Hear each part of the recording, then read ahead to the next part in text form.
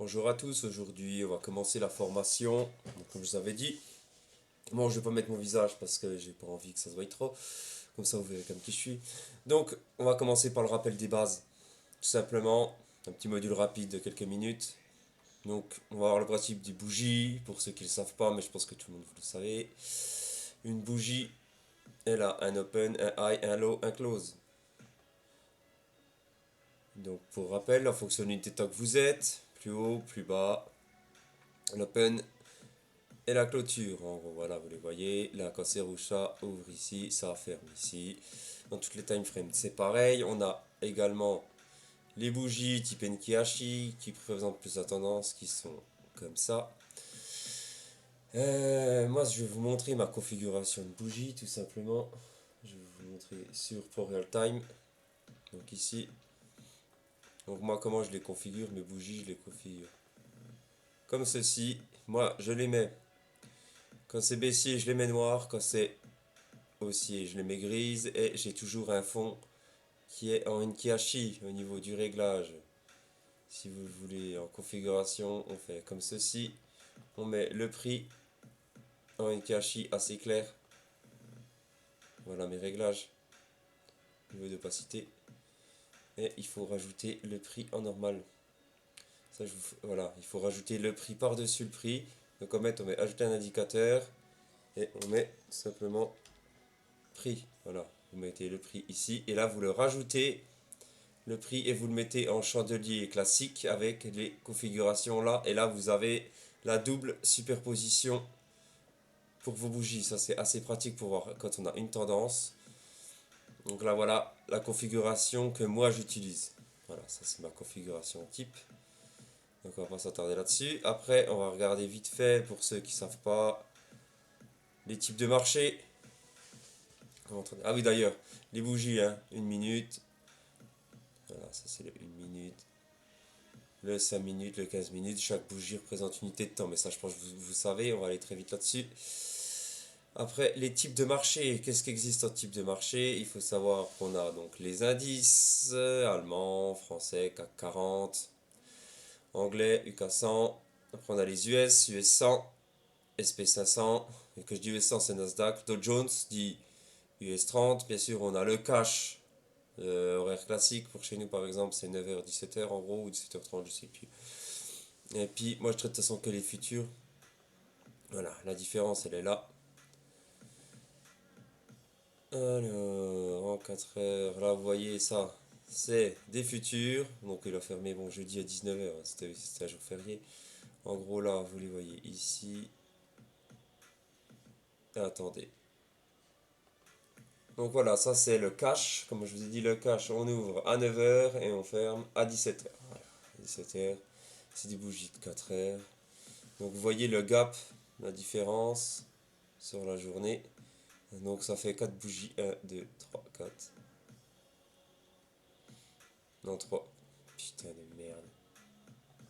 Donc retour sur le cash. Donc là le cash, vous voyez, en gros, c'est là qu'on voit les gaps sur le cash. Parce que là j'ai des bougies de 4 heures, donc ça fait 4, 4, 4. Ça nous fait une autre journée jusqu'à 17h. Et là on est au lendemain. Voilà. Comme ça que vous voyez. Tandis que les futurs, bien évidemment, les futurs ça ne s'arrête jamais. Et à 22h, 6h, machin.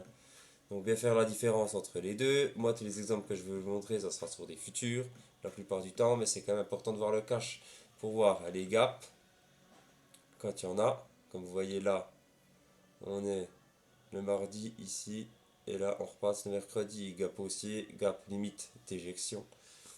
Donc ça voilà, donc vos time frames, vous savez, les bougies, vous savez, les types de contrats, vous savez. Donc on a les indices, après on a tout ce qui est total, total crypto. Total 3 c'est crypto. C'est les altcoins, ça. D'ailleurs, c'est ça là, en ce moment. Voilà. BTC à regarder, Ether. On a les matières premières, le gold, le gaz, l'huile. Ça, il faut regarder. Et ça, c'est les ETF sur les indices. Ça, c'est des fois, c'est intéressant de regarder si vous avez des investissements. Voilà, par exemple, c'est des Amundi. Ceux-là, vous pouvez les trouver sur le marché normal.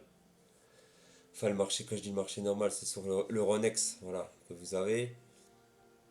Si vous voulez les détails, Vous allez sur TradingView. Vous allez... Allez, vas-y là.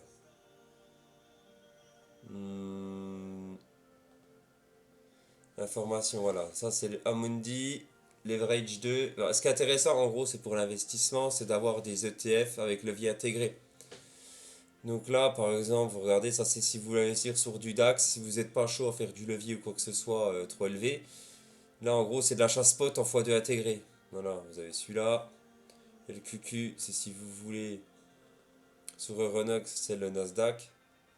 Parce que normalement, c'est QQQ que vous prenez dans la Fund ETF en euros, devise euro. La taille du tick, le numéro ISIN si vous voulez le retrouver sur votre broker. Voilà, ça c'est du DAX en x2 intégré. Donc attention, hein, ça c'est... Voilà. Et après, bien sûr, vous avez tout ce qui est action, action Europe, action américaine. Moi, voilà, c'est celle que je suis en particulier. Apple, je suis Crédit Agricole. Ça, Malstom, je regardais, mais rien de fou. AMD, Amazon, intéressant. ARM, assez volatile, mais si vous voulez faire de la performance, par exemple, ça peut être intéressant. Petit produit à risque. ASML, toujours intéressant. Bon, Atto, je regardais pour voir jusqu'à où ça pourra aller. BNP, pour voir l'état des banques des secteurs. Engie, très bonne boîte à suivre sur le marché Europe. Google, Intel, malheureusement, ça se passe très mal. Lily Nini, ça c'est une boîte qui fait que monter. Et je sais plus si j'ai Walmart. Bon, en gros, voilà. Ça, c'est un peu tout ce que je suis. Netflix, Microsoft. Là, vous avez ma liste de suivi. Polygon, je regardais, mais bon, ça c'est malheureux. C'est vraiment de la merde ce truc. PayPal qui a du mal. Qui a beaucoup de mal. Après, RXRX, des boîtes à risque. Ça s'est très mal passé. Total, Tesla, Trigano, pareil, c'est en promo. XRP, je le suis aussi. Voilà, en gros, voilà. Après, vous avez tout ce qui est Forex. Moi, je suis les paires là. Ça sert à rien d'en suivre 50. Donc, vous avez vos paires majeures. En gros, il y a quoi, 10, 11. Important à suivre aussi les indices de devises. XY, le dollar australien. Ça, c'est la livre britannique. Ça, c'est le canadien. Ça, c'est le TXY, le dollar index, l'euro index, Suisse index pour le franc, le JPY, le yen.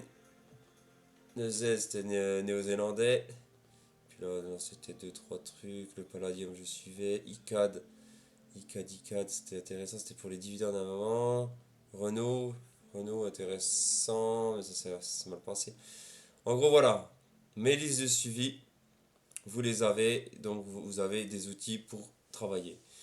Donc après ça, je voulais vous montrer vite fait les types de bougies, les bougies importantes. C'est pour tout ce qui est bougies type marteau avec des grosses mèches. Donc nous, ce qu'on va repérer, c'est des bougies de rejection comme celle-ci. Ça, c'est des bougies intéressantes à voir. Tout ce qui est bougies comme ça, c'est pas hyper intéressant. Vraiment, les bougies à voir, c'est des grosses bougies cavales. J'aimerais bien vous montrer un avalement. Si on a exemple de bougies, voilà, des bougies intéressantes qui vont retenir notre attention, c'est tout ce qui est bougies comme celle-ci, avec des grandes mèches, des mouvements rapides. Et j'aimerais vous montrer des autres, mais bon, enfin bref. Ça, les bougies, c'est pas vraiment le but de la formation, c'est bien de les connaître. On a les bougies japonaises, ça c'est bon. Et voilà, ce que je voulais vous montrer, c'était tout ce qui était bougies englobantes. Ça, c'est les bougies les plus intéressantes avec le marteau. Donc en gros, voilà le début de la formation. On va pas s'éterniser là-dessus. Les time frames, le marché en général. Voilà. Fin du premier module.